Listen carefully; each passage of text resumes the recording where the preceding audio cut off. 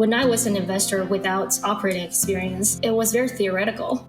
But once you have that hard-earned operating and founding experience, you know how the sausage is made. I'm already playing out all those conversations in my head when I evaluate an opportunity versus career investor. They're more just thinking, do the numbers make sense? Hello, I'm Shawn Budde of Ensemble X, and this is the Ensemble X Exchange podcast. Today I'm talking with Chloe Ju, who leads the venture studio right here at Ensemble X. Chloe started her career at JP Morgan's investment bank and is a CFA charter holder. She also was a founding investor of an investment fund at White Oak Global. During her tenure, the fund scaled to over $200 million in capital deployed across 4 continents. Chloe worked at Mission Lane, where she led several successful product launches, helping to double Mission Lane's base to over 3 million customers. At Ensemble X, she incubated Gestalt, a seed-stage fintech SaaS company. So Chloe, it's great to have you here. Great to be here, Shawn. So I understand your first business, you started by getting paid in bananas. Can you tell me about Almost. How did that come about, and how many bananas were you making?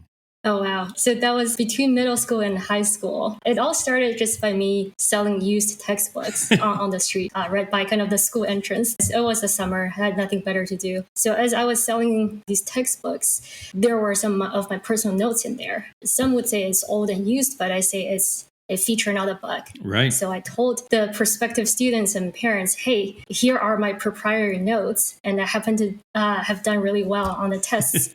So would you like my used textbooks? So the textbooks sold very well. And then I also spotted another opportunity to upsell. So the parents were really wary. They wanted their kids to also do well. So they said, hey, can you do some tutoring sessions? And I said, sure. That sounds like a bigger opportunity. Yeah. So to be clear, you were selling your own textbooks. You weren't a market maker here for textbooks. No, just a smaller scale. Okay. Gotta just start small. Yeah, so just my own personal collection, sold them all, and then got a few tutoring gigs. And one parent, I remember this guy, he was very eager. We talked about the price and time and location, which was my parents' house. So a few days later, he showed up with his kid at the time and the location. And he also showed up with a huge bunch of bananas. So I thought to myself, wow, you must really like to eat bananas. They were not for him. No, by the time he was going to pay me for the agreed upon rate, he said, here are some bananas. Would you like bananas? And I said, well, we talked about a cash payment. It's not a banana payment. So I decided on the spot to fire that customer. Lessons learned. You can't just keep all your customers. Gotta cut your losses. Yeah. You're just not a fan of bananas, or you felt they weren't a fair compensation? Both. I mean, he must have brought, easily 30 bananas. It was like a huge bunch. A, I couldn't eat all those before they all go bad. Right. B, that's not the agreement. Fair enough. All right. Well, let's jump into your career. You've worked in multiple parts of the fintech ecosystem. So what brought you from those large organizations and kind of the finance side into the operating side of the business and startups in particular? Yeah, that was definitely not the plan. I can tell you that. I was living in California for about 7 years, first LA, and then moved up to the Bay Area. And then people say when you're in California, entrepreneurship found you, and they found me. So I was still working at an investment fund in LA. And then one day after work, my boss called me on my cell phone. And he said, hey, I'm starting a new fund. I can't poach anyone, but I'm giving you a friendly call. No, the rest is history. And so we started the fund together. We rolled it to 200 million. I got to travel to a dozen different countries, mostly in LATAM and Africa, did a bunch of interesting deals. And then from there, I was investing in these new growth stage, really exciting companies while sitting in my big office in SF. And I said, hey, I should really be part of that instead of, keep sitting in the same office and looking at PDF statements. And then I jumped to the startup side and then never left. So you wanted to get out of the big office and into a smaller, less nice office? That was the career ambition? Right? I just keep going smaller. Now I work from home. So there you have it. Mission accomplished. So you jumped over to Mission Lane, and then I guess we poached you. And here we've launched 2 de novo businesses. One is a credit card business, which, seems right up our alley, right? We've been doing credit card and lending for a long time. However, Gestalt, the SaaS business, that isn't a lending business, right? It supports lending businesses. So can you talk a little bit about how it is that we chose to go down that path and to start a business that wasn't really in our sweet spot, so to speak?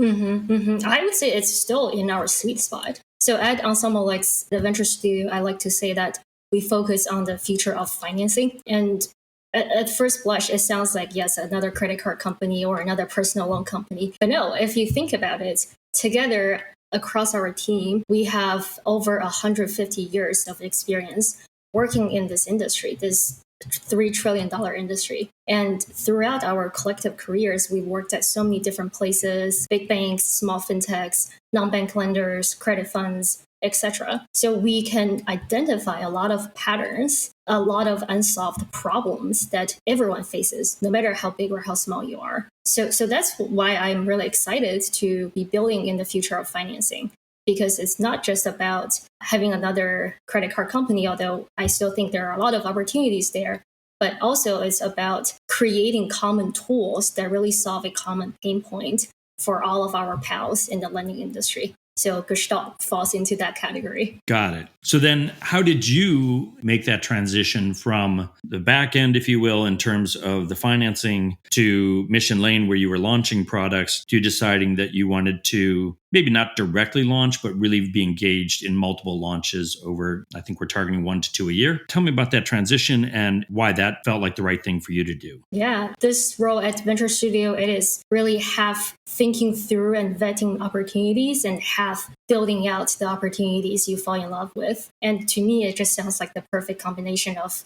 all of my backgrounds all together in one role. I spent half of my career investing in companies, half of my career before Ensemble X building companies that investors would love to invest in. So to me, it just felt like a natural next step to be running a venture studio. And then as a more macro comment, we are innovating in a very hard industry.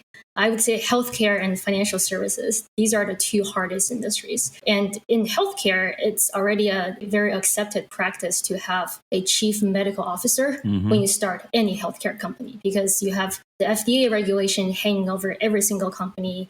You need to make sure at a chemical level, the drug you are developing actually works. But if you look at the financial service industry, it's not yet a common practice to have a chief financial service officer in the room. And frankly, I think because of that, the innovation cycle has slowed down / a lot of venture dollars have burned unnecessarily because there was not that financial service officer in the room on day one.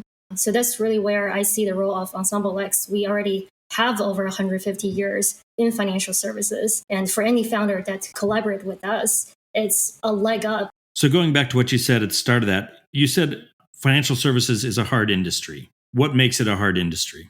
Oh, man. First is regulation. And then in the financing world, it's the delayed signals. So I recently gave a talk about using AI in financial services. It's interesting. So if you just ask, are you using AI in financial services? About 70% of the banks out there actually are. But if you drill down, most of the 70% is used in lower stakes situations, such as summarizing a call script, right? There's no decision you need to make off of that AI output. But if you look at high stakes decisions, such as decisioning, should I give out a mortgage to this future homeowner? That 70% drops to 32%. And I believe a large part of it is because of regulation. A lot of people just don't have that tradecraft to use really the latest technology and the latest technique and modeling to really help financial service industries go forward. So regulation is one. And two is the delayed signaling. I think I talked about this somewhere else. In lending, it's really, you can manufacture hypergrowth because in that initial phase, you're just giving out money, right? Yeah. Who doesn't like free money? And then the signaling really comes back 6 months later, a year later, depending on the product you designed, and maybe 30 years later if it's a mortgage product. And a lot of dollars could have been raised during that interim period. And then afterwards, you realize what a crappy business you've built. Yeah.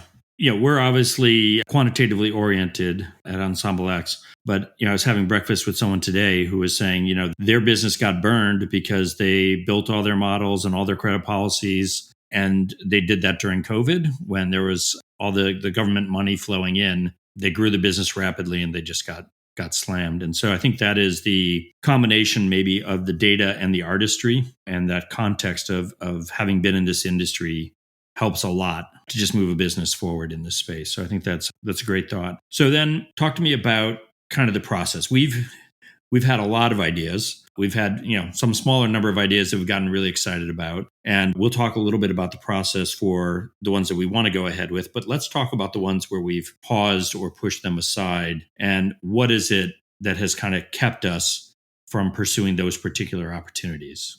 Yeah. So to your point, innovation is a long and volatile process. If you think about that funnel, right, there are a lot of ideas at the top of the funnel. And then we apply certain criteria to really narrow that down so that whatever business we launch, we are very convinced it's very likely to succeed. And it's actually reflected in the numbers. If you look at venture studio-backed companies versus non-studio companies, studio companies give investors 2.5 times more return than a non-studio company. So I would say it's just financially a great idea to go with a venture studio. And then more of the behind the scene, to your point, why would we say no? I would say a few key reasons, right? That the rigor we apply around the idea and the talent is very much top of mind for me. For example, the idea, we looked at a pretty big market in the consumer lending space. We saw a very big problem, but we couldn't build enough conviction because to solve that problem with the solution we designed, we need to convince some really, really old school players in that ecosystem to adopt. And unfortunately, in that ecosystem, there aren't kind of that middle layer, right? More nimble, smaller players who are willing to take a chance on a new solution. So that's just not going to fly for a venture business. So that's rigor on the idea, and rigor on the talent is also very important. As a side note, I think everyone should start their career at a talent magnet company. So places like Capital One, like JP Morgan, like Mission Lane. So you get to see what great looks like. It is just good for your own career, and B, you got to meet a lot of other cool people who may become your co-founders one day. So that's one thing. And then two is just that grit. I truly believe the founder problem fit is a key criteria, especially in financial services, because there are so many regulations, so many ways things could go wrong. And if the idea is not someone's life mission, then they'll just fold at the first sight of obstacles. Yeah, so there are actually some ideas on the shelf within our studio, so to speak, that we're just waiting for the right founder. So, yeah, you mentioned acceptance. I think one of my rules is that inertia is the most powerful force in the universe. One of our other founders, Stephanie at Gestalt, says, you have to be 10x better on one dimension. And it's just clear the best solution doesn't necessarily win, right? Especially when you're trying to dislodge existing competitors. So I think that's a very real challenge. So let's talk about the process a little bit. We're not a typical venture studio that has a bunch of ex-consultants sitting there churning through hundreds of ideas and trying to identify a fit. So why don't we talk about how we, or to be candid, I guess more specifically you, get more focused, right? How are you generating ideas or receiving ideas, and how are you parsing through those to decide what really fits for us? Yeah, it comes down to focus. Venture can get really exciting and you can be dragged into so many different directions. So a top tenet I apply is focus. The good thing is at Ensemble X, we already have a natural focus, which is the future of financing. And also, by the way, it's a $3 trillion market. So I feel very excited and happy to stay big enough within this niche. Yeah. After focus, I would say there are 3 ways I think about the future of financing. And under those 3 areas, I'm constantly testing and trying different ideas. So that is how financing is distributed, decisioned, and delivered. Again, a quick note, financing is everywhere. It's not just credit cards, right? Even if you're a SaaS company, you may need to borrow money to invest in your Google ads for the next month. Or if you run a daycare and then you tell parents, oh, you don't have to pay all the tuition up front, you can pay it over the year. You're essentially financing your customers, your parents. So financing is everywhere. That's why it's a big industry and there are so many opportunities. So how is financing delivered or distributed rather? That's already a very interesting area, right? So take the daycare example. That's usually not something people would say, oh, that's a fintech opportunity. But if you think about it, why would the daycare center operator let parents pay over time? Do they apply certain criteria so that certain parents can have that privilege, certain others wouldn't? Etc. So distribution is already very interesting. And with open banking, with all the pipes built in the back end, now we have more opportunities to distribute financial services in more convenient and somewhat unexpected ways. So that's one. And then two, how financing is decisioned. I mean, that's really how you made your name, right? From Zest AI about 15 years ago, really the first to use AI in financial services. And even today, that's only 30% penetrated in the industry. Yeah. So still a lot of room for growth and new innovation. So that's second. And then thirdly, how financing is delivered. So that's more kind of looking within the lender. How can you improve your process? How can you have a step change in efficiency gains, etc.? So that would be something like Gestalt instead of having an army of analysts or engineers organizing data. Now you can just use the software. Yeah, so those are the three dimensions I think about. And obviously, when I vet an idea, it has to be large enough, relevant enough. The problem has to be painful enough. And then that's eventually how we built toward a conviction. So how are you thinking about it differently than you would if you were a VC? Like, what is the distinction between how a studio approaches that problem versus maybe how a typical VC would approach it? Yeah, I would say the biggest thing is a studio knows the trade craft. At my first job, I was a healthcare banker, and JP Morgan banked a lot of drug manufacturers. And there was one particular drug manufacturer that just consistently produced better results, better quality, better throughput, better everything. So my boss got a lot of questions from investors. Hey, why is this company better? And then my boss would say, this is the Goldman Sachs of drug manufacturing, even though we worked at JP Morgan. So the spirit of that comment is tradecraft matters, right? So that's really, I think, the biggest difference between a studio where it's staffed with people who were founders before, who were operators before, versus investors. When I was an investor without operating experience, it was very theoretical. Yeah. We would look at the historical financial statements and say, next year the company will grow 10%. Or we just adjust down management's projection by, a haircut of 10%, whatever. But once you have that hard-earned operating and founding experience, you know how the sausage is made. You know what 10% really translates into, right? It's you have to do the annual planning, and then your financial team needs to find better financing in our context, or your ops team needs to improve its first call resolution rate by this much. And then I'm already playing out all those conversations in my head when I evaluate an opportunity versus for, I guess, a career investor. They're more just thinking, do the numbers make sense? Yeah, I have been surprised, I guess, in some of the companies that we've talked to, how much investors are willing to believe numbers that are implausible to, I think, your standard operator. In some sense, we're almost a victim to this too, because since we're not wildly optimistic, we get applied the same haircut that the people who are wildly optimistic in terms of, their assessment of the business or the TAM or whatever it might be. Yeah. So Gestalt was our idea. The credit card business we launched, the credit card business that we're looking to launch were not our ideas. Those were founders who came to us looking for help, support, whatever you want to call it. So why would a founder do that? Why would they come to our venture studio as opposed to going to standard VCs like a lot of other organizations? Yeah, it definitely takes a certain personality and certain level of, I would say, realism and maturity.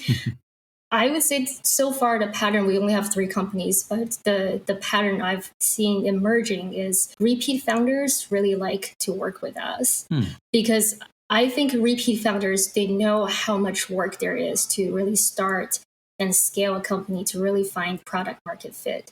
So they don't really carry that delusion that you have to reinvent the internet to really stand out and really mean something. So they're just more of the type of, hey, I have an idea, or you have an idea I like, let's just go do it. So they're really in it for the fun, for the problem solving instead of the glory. And that type has really worked well for us. And then going back to an earlier point, we are innovating in a very complex and highly regulated industry. So if you can get that leg up, that 150 years of experience, why not? That's a really good point. So we talked a little bit before about founders. So let me kind of close on this question. you and I spent a couple hours this week interviewing a potential leader for one of our potential businesses here. What are you looking for in a founder that we want to work with, specifically?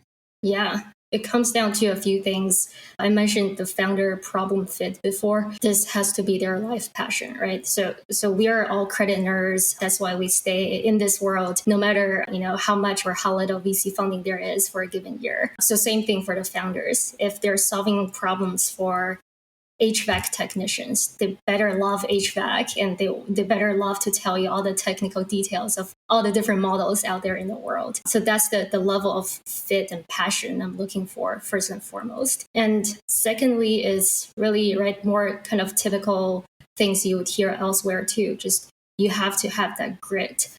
Founding is never easy, even if you go through a venture studio. Something is bound to go wrong. Yeah. Others are bound to say no to you 90 out of 100 times before you get to that first yes. So you have to have the grit, and also a good way to frame things to convince people why partnering with an early stage company is a great idea. So yeah, there are many, many other, I would say, second tier attributes, but those are probably the top ones I'm looking for. Yeah, I think it's a good list. And I really love the nerd point, and HVAC is a great example. We work with an HVAC guy, and I can call him and he's like, yeah, I believe you have a 328 system, and the humidifier is, and he can go off for 15 minutes about what the problem is likely to be. And so in everything we do, I'm always looking for the nerd in that industry. Oh, yeah, absolutely. So I like that a lot. Well, thank you so much for joining us today, Chloe. You can follow Ensemble X and Chloe Ju, that's ZHU, on LinkedIn. You can also visit us at ensemblex.com. You can find the Ensemble X Exchange podcast on all major platforms. Thank you for listening, and thank you, Chloe, for joining us. Thank you, Shawn.